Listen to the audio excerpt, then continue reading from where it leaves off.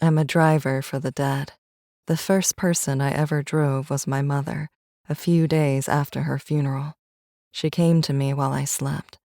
I was blurry-eyed and still half asleep when I agreed, fetching my keys and wandering to the car. It was only once I was in the car that I realized what was happening. She didn't speak much, just said she needed to get to the airport. That's how they all are, I found, only half aware. They ask to go to the airport or the ferry or sometimes the train station.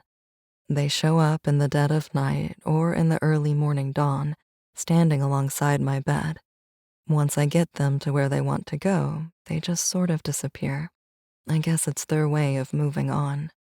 Most are peaceful, calm. They had died of old age or some sickness. Sometimes, though very rarely, they died from some tragic accident. They would appear in the manner they died. That became my life, until I met Harriet, and together we had a child named Thomas. I still continued to drive, not often, just a few times per week. Harriet knew, of course, and she told me she understood, though sometimes I felt as if she were simply humoring me. And then Thomas died. We knew it was coming, leukemia. I took to drinking, hard, but it completely broke Harriet. She would sit up late into the night, staring at the darkness at the end of our bed. I'd drink downstairs until I passed out, but one night she found me there.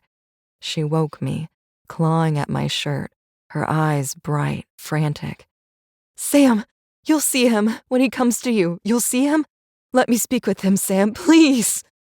I told her that I'd never seen a child, only people our own age or older. She wouldn't believe me. She started screaming. She got violent. I had to leave.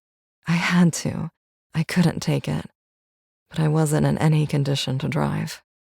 I woke in the hospital, barely lucid, machines hooked to my flesh, wires threaded through my veins. But Harriet was there. I saw her through the haze as doctors surrounded me, as they fought to keep me alive. It was days later that I finally woke, in the dead of night, still in the hospital. I turned to my side. Harriet was there. I reached out to her. I asked her what happened. For a long moment, she was quiet. Finally, she reached out to me.